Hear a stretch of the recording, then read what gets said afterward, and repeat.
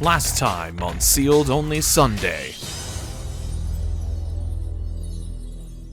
Oh my god, we actually picked up a fucking Dingirsu! We got a good card! You know what, I'm going to take the salty run back challenge. It should probably not also come as a surprise that we failed our challenge this week.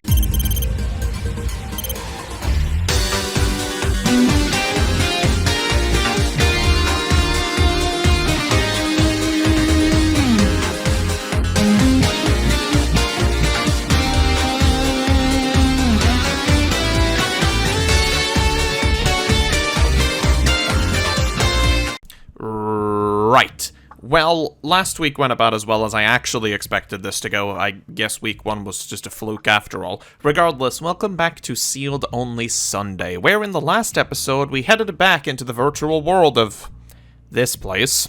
We got ourselves our challenges yet again and failed miserably in probably the easiest one I've ever received. And we attempted to beat our community, this time basically getting our ass kicked. It was a duel, alright.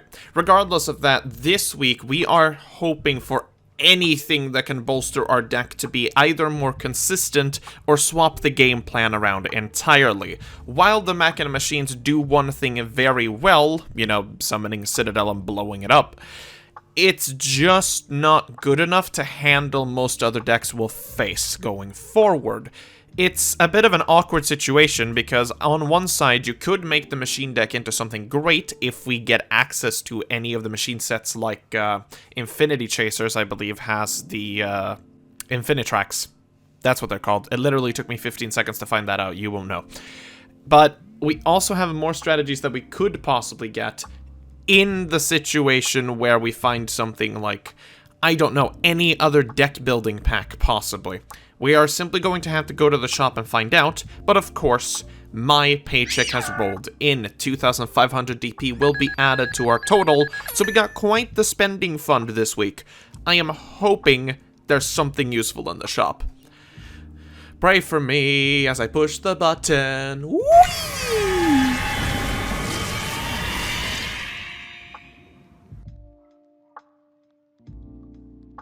Welcome back, Wolfie.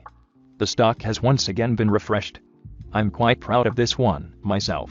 Before you do any shopping today, I've got something to give to you. It should help the viewers at home a bit. Don't worry, it's free of charge. Wouldn't want the poor viewer to get lost, now would we? Hey, I love free stuff. How'd you know? This thing looks awkwardly familiar.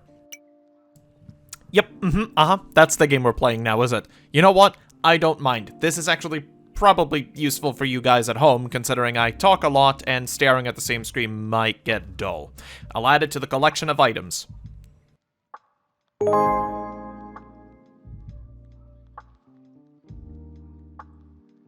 Right, so how the hell does this thing actually work?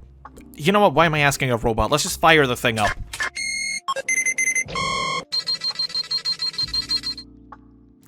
You know what? That's actually really neat. So, presumably, this will allow us to have a look at the cards I'm talking about without, you know, confusing the ever-living hell out of all of you. So with the scanner, working, I suppose we can start talking about today's sets, because they're not exactly great. I'll start with Spirit Warriors, simply because that's what I scanned first. Spirit Warriors is a 5-card set that hosts some less than stellar archetypes. They have some 6 samurai, they have the weather painters, but most importantly, they are actually host to the magical musketeers, which I recently covered on Deck Tech Tuesday. If you watched that video, which you should have, you know that the magical musketeers actually have an insane amount of power, being a deck archetype that turns their entire hand into hand traps. It's great in one sense because they do have some extremely powerful cards at their disposal. The negative about that is that they are required to have Magical Musketeer monsters in order to activate them. And Magical Musketeer Max, which is the link monster for the archetype, doesn't exist in this pack. It exists in a pack that we can only get if we're lucky, so picking it up might not be a smart idea. Moving on to the next pack, we've got Destiny Soldiers, a pack I had never heard of until today. Can you guess what's in it? It's Destiny Soldiers. It's Destiny heroes. What would you expect to be in there? It's most of the Destiny Hero cards, including some of the good ones like Destiny Draw and Malicious, but also home to the Dark Lords for some reason, which I'm still not entirely sure why.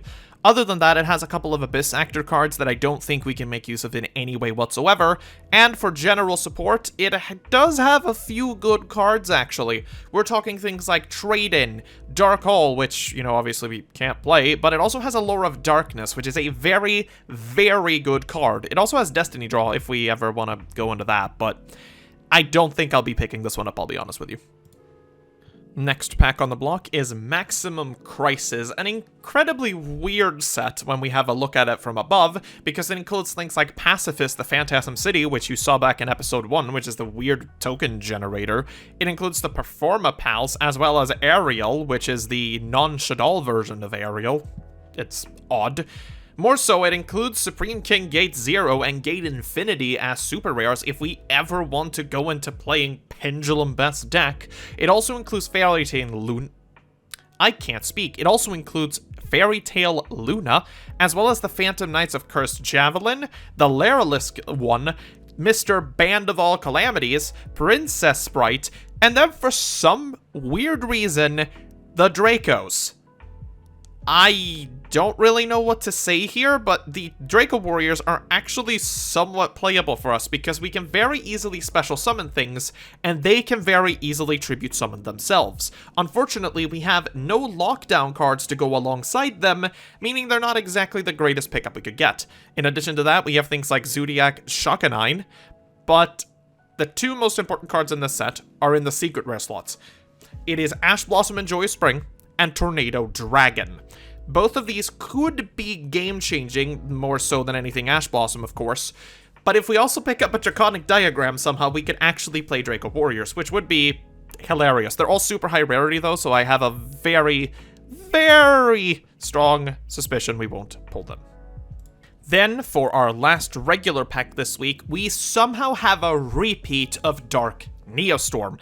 I can't believe it either. The wheel that decides these packs have over 60 options. It landed on Dark Neostorm twice. We touched on it last week, and the two cards that we'd really want to pick up with this would be Crusadia Avramax as well as Signet Mining, but they're both at the highest rarity, so picking them up is going to be incredibly difficult. This time around, we can also quickly touch on one of the promotional products being a 2015 Megaton. Now, it does have promo packs inside of it, meaning we could get ourselves the Dark Rebellion Exceed Dragon, which is one of the best rank 4s I think we could pick up early on, but the actual contents of the pack are nearly useless. The only thing inside of it that we could have some use for would be the artifacts, but for the rest you have things like Fluffles, Shadals, again, and a couple of other leftover cards from Performa Pal that I'm not necessarily interested in picking up. I honestly can't believe I'm saying this considering what's on store today, but I think diving into Spirit Warriors is actually our best bet. Not only can we get some decent normal summons in the form of the Magical Musketeers, but they can trigger off of our Machina spells already. Meaning something like Redeployment could actually trigger one of our Magical Musketeers to fetch a Magical Musketeer spell that could allow us to bring a better board onto, well, the board, and hopefully getting something like a Cross Domination will actually put us ahead. Then, if we for some reason get one of the Battles of Revenge, whatever it is, Battles of Legend something, Hero's Revenge I think, that has Magical Musketeer Max in it, we might actually have a decent core to work with at this point. Screw it, we're going Spirit Warriors all the way, baby.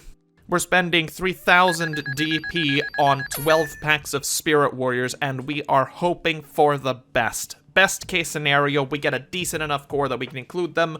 Worst case scenario, nothing happens.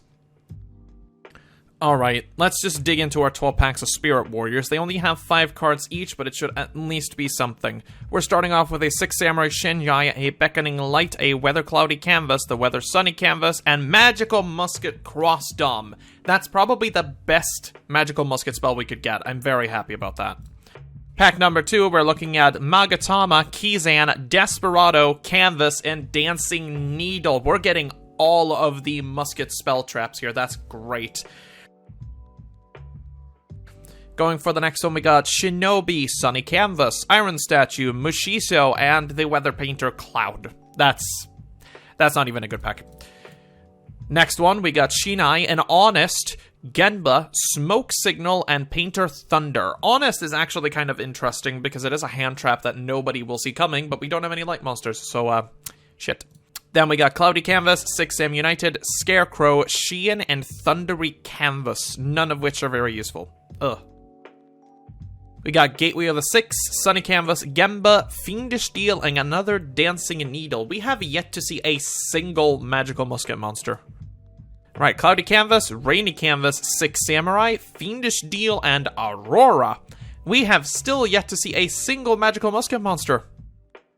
Photon Veil, Sheehan Smoke Signal, the Weather Cloud Canvas, Aurora Canvas, and Caspar. At the very least, we have a single monster. We got Beckoning Light, Weather Snowy Canvas, Hand of the Six, Gemba, and Rihon. What is going on with this opening? Grandmaster of the Six Samurai, we got Miraculous Descent, Magatama, Belt, and Magical Musket Mastermind Zariel, the worst magical musket. Well, we got 2 more packs to go, I guess. Sheehan Smoke Signal, Steady Hands, Howling, Shinai, and Kizaru. And for the last pack, Grandmaster, 6 United, Gemba, Wild, and Secret Skills of the Six Samurai.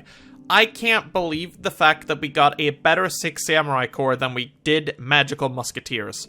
This is depressing. Oh my god, this might just be the first episode where we don't really have any changes unless we're playing 6 Sams, which, I'll be honest with you, it might look like it at this point. We'll have to see what happens, huh? I am not happy about it, though. Look, I'll be honest, this kind of worked the way I thought it would. This week's deck is going to be largely unchanged, considering the fact that the only real thing we got were 4 playable cards, but we are going to include them only for the reason that we could attempt to get the new card bonus. Also, if we, through some miracle, actually have a Magical Musketeer as well as Crossdom in our hand, it's actually a rather good hand trap, all things considered, especially for us who have a hard time dealing with monster effects currently. It's not great. It does feel kind of like a wasted week in terms of our spending money, but such is the way of this series. Anything could happen. Regardless of that, this is the deck list we are going to play this week. We are including all of the Magical Musketeers that are useful enough to use. We are, for example, not including Dancing Needle, as it just takes up deck space and doesn't do anything for us right now since it's not as searchable as it normally should be. But it's something. I really hope I just get to summon Caspar and activate Crossdom, and if I do that, I'll be happy. Let's cut away to this week's duels and pray for the best. Right then, so the first duel for this week is going to be up against a familiar opponent because somehow, for the second week in a row, we've been matched up against Osley going first. Which is, of course, the worst thing possible because he is still playing sealed-only zombies and he is out to absolutely destroy us. Surprising absolutely nobody, as soon as he places Zombie World onto the board, there ain't much we can do, and not only does he do that, he brings up Baladrock as well, meaning no matter what we do here, we're going to die. We attempt to activate Caspar to search for a Crossdom, but we don't get to do that because he chains the Necroworld Banshee, placing another Zombie World in and banishing us using his Baladrock. We're then forced to activate Supply Squad and then go into our Irradiator, sitting pretty on our butt doing nothing. He summons Mizuki, which we attempt to Bottomless Trap Hole, but in his hand he has Vampire Fraulein, meaning he gets to banish our Irradiator anyway, so the plan goes to hell. We draw ourselves the Desperado for turn, which we would have needed last turn when we normal summoned our poor man, but unfortunately there's no such luck here. He simply proceeds to battle phase, punches us in the face, and a very swift game 1 to zombies as we draw back to the front. For game number 2, we have attempted to go first, but as you can see, it hasn't paid off that well. We activate our supply squad, setting ourselves a back row, and then being forced to pass turn. He normal summons Shiranui Solitaire, bringing out the Unizombie, and from here, we already know that it is basically game over. Unizombie is going to activate its effect, sending, of course, the Necroworld Banshee, which is going to be able to bring out Zombie World. He does get out a Baladrock, which we bottomless, but he monster gates into another one! Oh, we had a way to swing back, but of course, we get punished. Nidabung next comes out, not banishing it, or sorry, throwing it into the graveyard, anything that's important. But we're simply forced to pass turn again, as he gets a Glow-Up Blue, managing to go into Hauki Fibrax, which we decide to Solemn Strike. He goes into Fraulein off of the Glow-Up Bulb is the name of it. During the standby phase, of course, Baladrock comes back again. and our hand has nothing to deal with a reoccurring zombie monster when everything on our board requires to be an earth machine. Oh, man. The only positive thing about this game is the fact that we did, in fact, normal summon one of our new cards, so hey, there's that. So for game number 2, you will notice that it is currently sped up beyond all belief, and there's a good reason for this. Behold, the Fallout has brought to us what I can only describe as Aroma Jar Stall. Don't ask, I'm not sure. I've decided to speed this game up tremendously because this entire match took nearly 30 minutes, simply because there was a lot of passing turn. Swords of Revealing Light, infinite cards, and a multitude of cards that prevent us from making attacks, such as Gravity Bind, Level Limit Area B.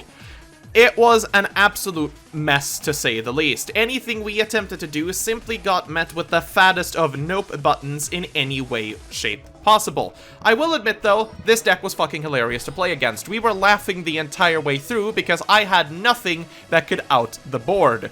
It's silly to think that something as basic as a monster with battle protection is all it takes to stop us dead in our tracks.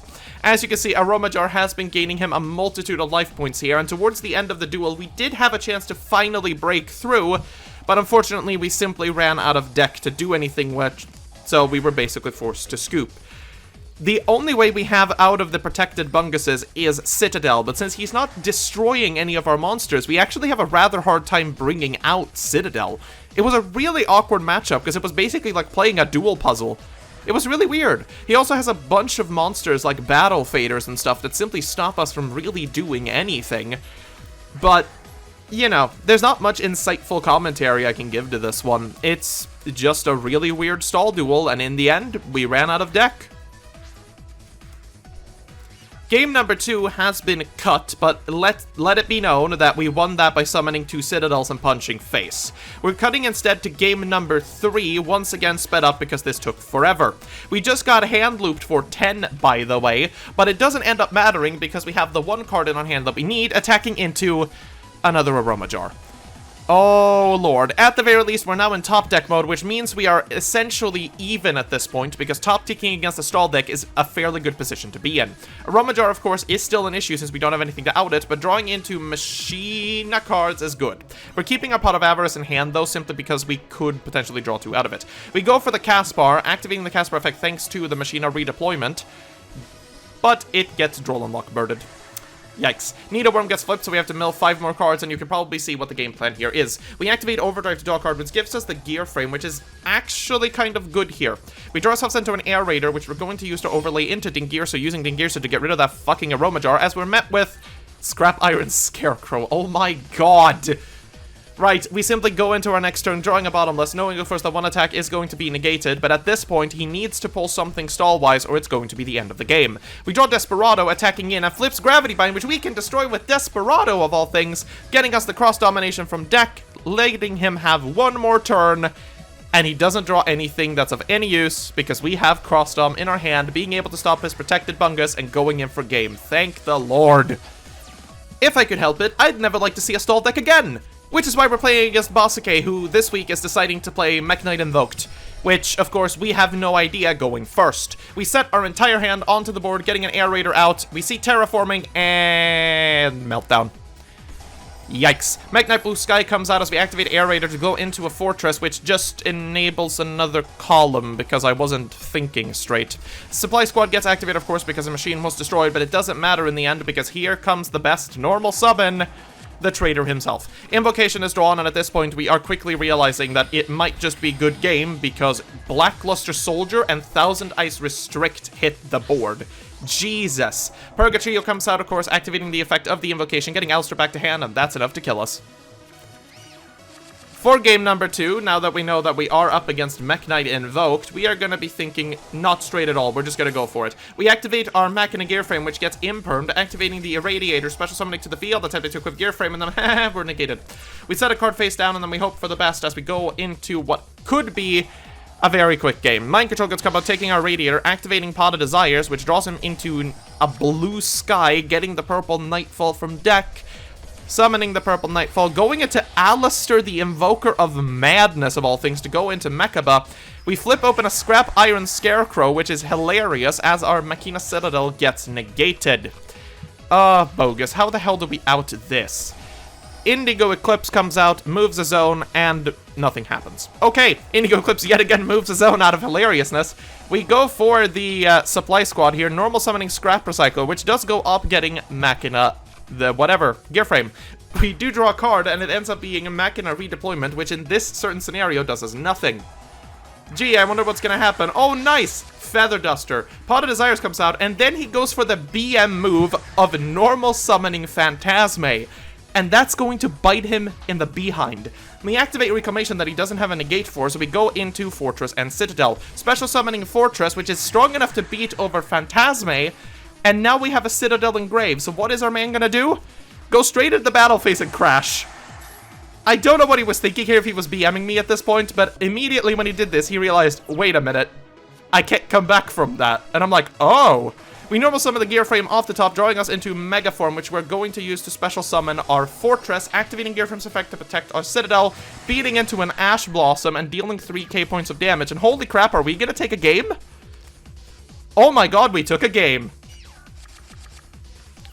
Shenanigans aside, of course, because remember, my community likes to mess with me, we are this time going first, activating redeployment, and doing nothing. We know we're playing Mech Knights now. We're not making the same mistake again. Bossgate activates Pot of Desires, drawing 2 cards, setting 1, and passing turn. We draw another redeployment for turn, which unfortunately doesn't do anything here. What we're waiting to do is draw enough machine monsters so we can Fortress into Fortress into Fortress and attempt to OTK. We pass the turn on an empty board yet again, and so does Bossgate. We draw a card, ends up being just a Kiru, which is a machine monster, so we simply pass the turn and drop the Scrap Iron Scarecrow. Is this exciting enough gameplay for you as we pass turn back and forth? While we're doing this, keep in mind, you can join these tournaments if you'd like to show a better show than this. Just join the Discord and check out the Lupine Weekly Rooms. You, too, can become a master of stall decks. Also, cutting back to the duel, nothing has happened. We've passed 10 turns back and forth, and it's about to go south quickly.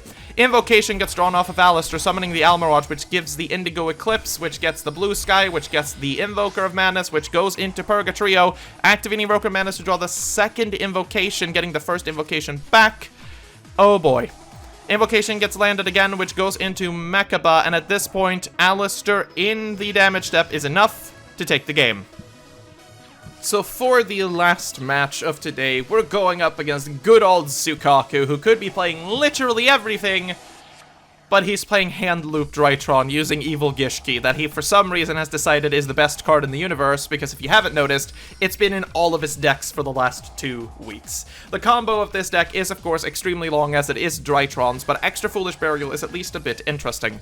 Meteonus Drytron comes to hand, of course, activating it to go into Editen. Editen searches another Metatonus Drytron, but we're just waiting for the Gishki. There it is. There's the Gishki. Of course, when Gishki is ritual summoned, or Evil Gishki Gust Kraken, if we're going to be super specific, it gets to look at 2 cards in your opponent's hand and shove one of them back into the deck. So essentially what this deck aims to do is get rid of your entire hand, thanks to how hard you can summon out Gust Kraken with Drytrons.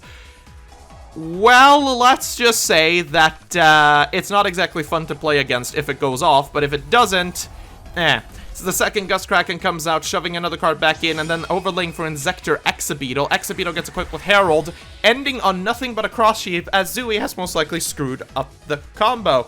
Okay, we'll go into Air Raider here, which is somehow strong enough to deal with that, but I digress. We'll set Bottomless Trap Hole here, popping our Air Raider during the draw phase in order to get out a Fortress on board, and then we're just kind of sitting ducks. Nova comes out, which summons Zeta Aldebra, which I decide to fire off the Trap Hole on to make sure that he can't loop more of his Drytron spells, forgetting he's playing Drytron, which is the most consistent deck in the metagame currently.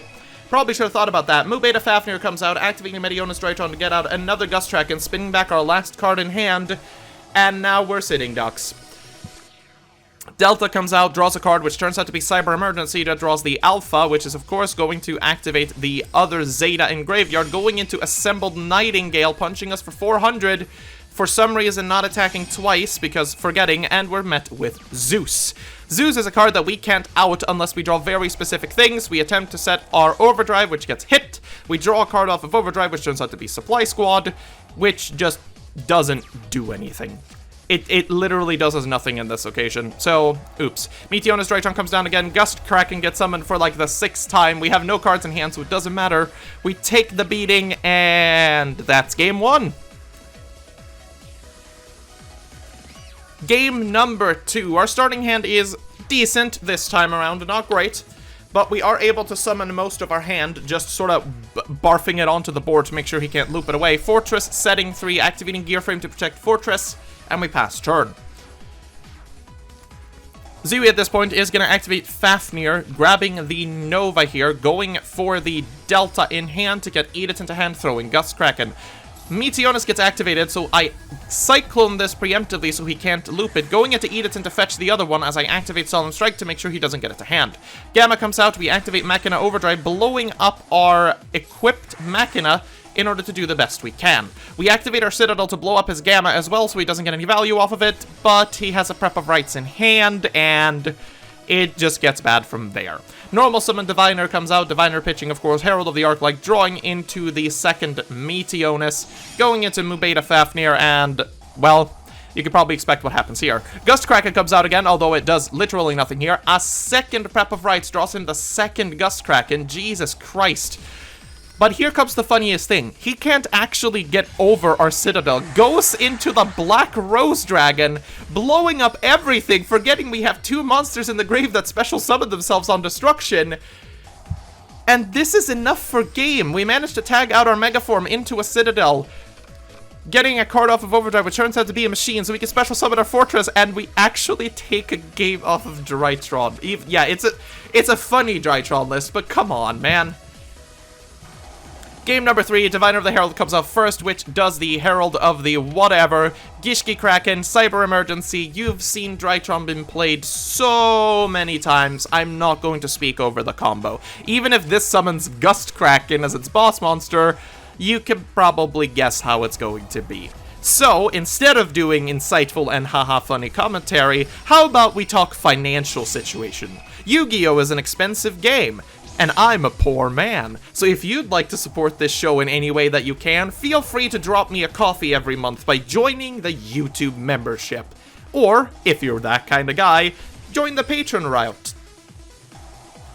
Because I make more money off of Patreon than I do YouTube memberships. If you'd like to be that cool guy, there is a bunch of cool perks in it for you, such as, well, getting to influence this show. You also get to request your own DTT, should you wish. There's a lot of interesting stuff. Check it out. I'm very tired. I need coffee. Please help me. Oh yeah, it's our turn. We summon a Fortress and we punch over a Gust Kraken. Oh no, we punch over a Mubeta Fafnir, actually. Activating Overdrive, going into Citadel, activating the Citadel in Graveyard, blowing up our own Citadel to clear the board, summoning Citadel, and hey-ho! Is that enough to deal with Drytron? Absolutely not. They can just summon themselves from anywhere. Meteonis Drytron gets activated yet again, going into the Assembled Nightingale for the second time, punching only once, and guess who we're met with? Zeus! Yep, there we go. We activate Limiter Removal for the haha funnies, and we die. Great. We draw for turn, which is back to the front. That would have done something if it would have stayed on board, which it doesn't. Overdrive gets activated, of course. We attempt to draw a card for turn, and we draw into Magic Cylinder. Great. Zooey then draws for turn, and he draws into the field spell, which we're going to immediately hit with Cosmic Cyclone. Haha, I gave you some spoilers there, huh? Here's Machina Fortress, which does us nothing because we can't summon it right now because we shuffled all of them back in. There's the Drytron Fafnir. We hit it with the Cosmic Cyclone. He doesn't get to do the haha funnies, but that doesn't matter because we are one attack away from dead. And yeah. We summon the Fortress in defense position, and literally any monster here will kill us. And that's any monster. Yikes. But he doesn't take any chances. He goes straight into the Unicorn, spinning our card back to deck. We take the punch, and this week's a mess. You know what? This was kind of expected, wasn't it? I mean, in all fairness, this deck isn't as good as it should be, and today's opening was less than stellar. I kind of regret going the way I did now that, you know, hindsight is 20/20 and all that. But regardless, we did actually manage to use a lot of the cards we added. I mean, Cross Dom and Desperado actually came in handy throughout the entire day and managed to out some things we normally wouldn't have been able to do.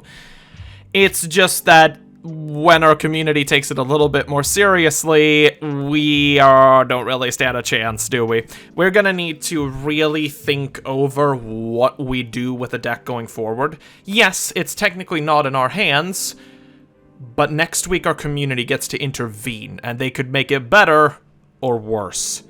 Hey, if you'd like to support me, check out the Patreon and YouTube membership, because if you do that, you have the opportunity to change fate itself. Regardless of that, we did take a 1 and 3 this week. This is more what I expected from a deck like this. On the other hand, let's take a quick look at our rewards, because even though we lost massively this week, we still earned ourselves 200 DP for next week. I'm starting to think as well that we need to pick up a challenge next episode, just so we can attempt to get a big bonus out of it. Challenges do increase in cost, starting at 100, then going to 200, then 400, then, the list goes on. But if we can earn ourselves a star chip, I think there's a lot we can do with it. Regardless of that, I'd like to thank you for watching today's episode. If you enjoy this content, remember to click the subscribe button, click the like button, buy my coffee. Wait, I don't have coffee. Buy me a coffee. And as always, stay safe out there.